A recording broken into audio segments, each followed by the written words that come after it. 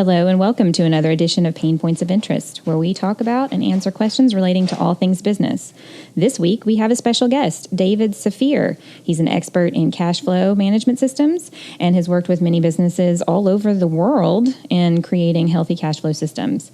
David holds a BA from SUNY Buffalo with a focus in international business and an MBA from the Thunderbird School of International Management in Phoenix, Arizona. He loves music, musical theater, and performing on stage. He's originally from New York and currently lives with his wife and 4 daughters in Salt Lake City. So stay tuned for all the topics we have on cash flow with David Saphir.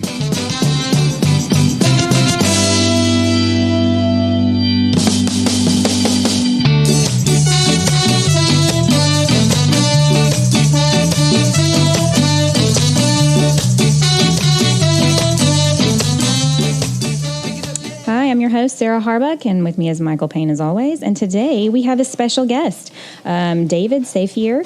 He is an expert in cash flow, and he's going to be talking to us today and all week about different topics. David, welcome. How are you?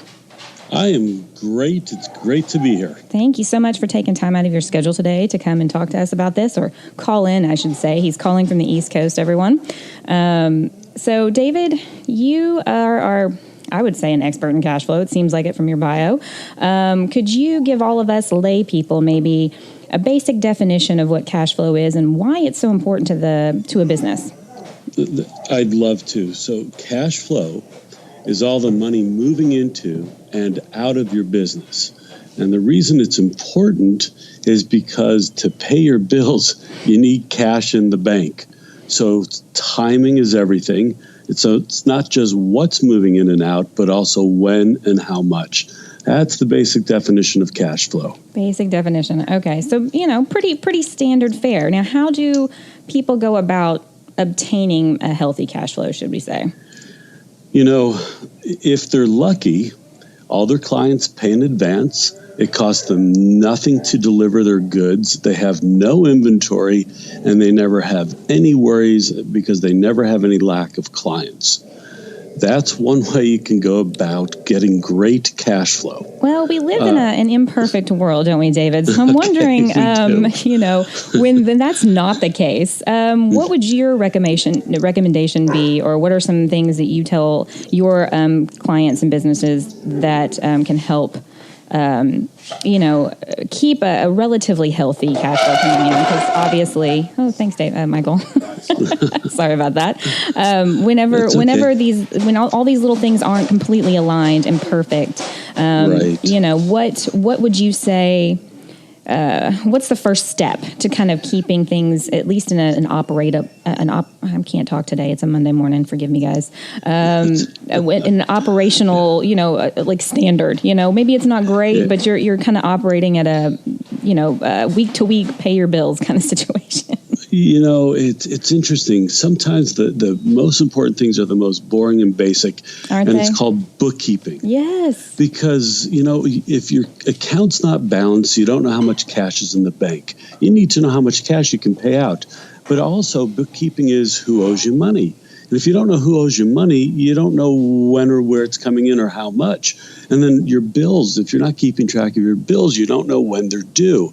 So those are the 3 basic parts to figuring out cash flow is, and I'm going to just recap quickly, who owes you money and when, what's in your bank account every day or every week, depending on how big of a balance you've got, and then what bills need to be paid, how much, and to whom. It's a simple accounting process, really. It sounds like. I mean, maybe I'm oversimplifying, but from basic cash flow management, it absolutely is a nuts and bolts numbers game. And then when you start talking about optimization, that's when you can start getting creative. Okay. And you can start doing things to enhance your cash flow. But if you don't have these basics down, then you don't understand even what's coming in, what's here, and what's going out. So let me ask you, if a business is just starting out, say I went to register and I've got a website and I've got some things going and I'm about to start a little boutique. And I'm in the very early stages. I haven't even opened my doors yet. What would you say a business should do in order to have that initial cash flow? Because obviously you don't have clients yet. What's your recommendation?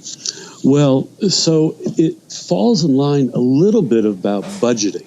Okay. Budgeting is a best guess of what the future is going to look like. But when you're talking about a boutique, let's just think about some of the costs you know you're going to have. You're going to have rent. You'll have to acquire inventory somehow, and I'll come back to that.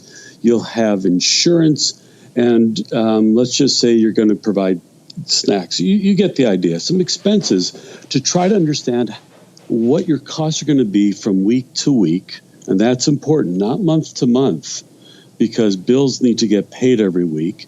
And then the other thing would be how much cash you have in the bank.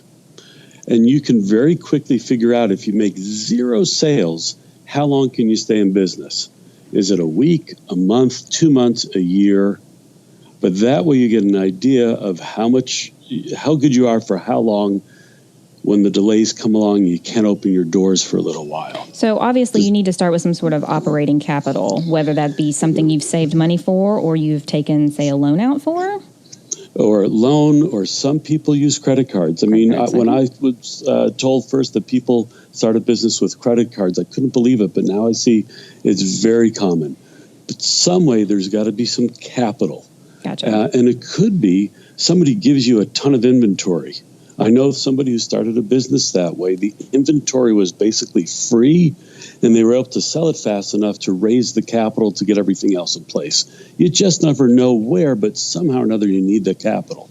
Gotcha. Right, and that's kind of like PaynePoints. We did not really have a raising of capital aside from the work that I was doing. A lot of contract work. I'm a software developer by trade, so. That side of the business, even though it's part of the business, it really has no cost.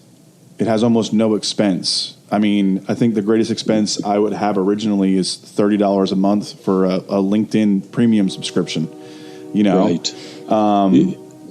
Yeah, and maybe internet, right? Which you might be paying for anyhow if you're working out of a home office just to have general access. Exactly. Right. It's minimal expenses. Yeah.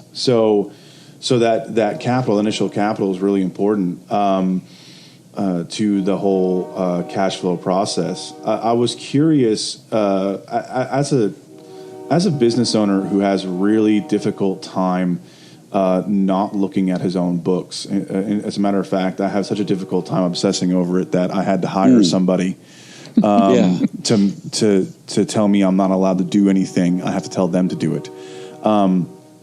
What have you seen any tools? Or maybe I should phrase it like this: what tool is the most common tool you see for properly visualizing your cash flow? The tool that I see used most often is still Excel. There are software packages out there that can do visualization that link into your QuickBooks or some other software packages. But at the end of the day, a lot of times you've just got to extract a few numbers. Here's the question I would ask, Michael. That's to me the core. What are your key numbers that you want to see every day to say whether or not your cash flow is healthy? And then you can figure out whether or not you need some specialty software or just some simple graphs on Excel will do it for you. Right. Okay. So that is kind of what I was expecting. That's kind of how I do it because, and maybe you can correct my perspective here, but at the simplest level for me, cash flow is no different. Monitoring your cash flow is no different than monitoring your bank account history. It's the same sort of transactional grid, right? Except it's projected out into the future and updated on a regular basis for when actuality or for when reality hits you for real, hits you in the bank account. It all depends on the business. There can be some things that are complicated. For example, if you have receivables, you can measure the health of your receivables. How much are you owed? And going up might mean because you're selling more, right? Mm-hmm. So that's a good thing. But the aging on your receivables. So those are two indicators for receivables. Some people don't have any. Okay, yeah. And you're spot on. That's exactly where I would have a problem is because I'm literally only monitoring the cash flow through a bank account. I'm not monitoring my cash flow through my accounts receivable, my accounts payable. that is, I guess, where the complication comes in for a lot of business owners who wouldn't even think about it. Yeah. Yeah. Managing by checkbook is what we just sort of learn by osmosis. And any given step isn't that much more complicated. It's just doing it step by step and putting together what you brought up, which is a nice dashboard that has these certain measurements. People have inventory. They want to see how old the inventory is getting, or how large it's getting compared to sales. So it all depends on the type of business that you have and what's going to be important for you to be able to make payroll. Some people build up cash reserves, so they want to see what their cash reserves. Other people are using credit lines, so they want to see how much of their credit line is used. But it's still, at the end of the day, it's about 4 or 5 key measurements for any business can give you a glimpse anytime you want it to see how your cash flow is doing. Well, thank you, David, for giving us that, because I had I had a picture, but not a very clear one. And I feel like all the things you explained today give me a little better understanding of how that would work in my business. Good. I think that's going to wrap up our topic for today. Thank you so much for all of your info here. And you're very welcome. You'll join us for part 2 tomorrow. Great, Sarah. I'm looking forward to it. Thanks so much, David. Thank you. Thank you, Michael. That's going to be all from us today. Thanks for tuning in. And as always, if you have any questions or comments or things you'd like to add to today's topic, or if you'd like to be a guest speaker, you can find us at our website, PaynePoints.com, Facebook and LinkedIn at PaynePoints, Instagram at Payne.points, and Twitter at PointsPayne. You can now call or text us at 855-729-6378, which is 855-PAYNE-POINT, PAYNEPT. Today's guest and this week's guest, David Safir.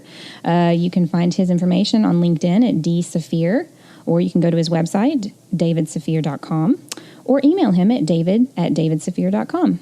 We hope everyone had a great day, and now let's get to work.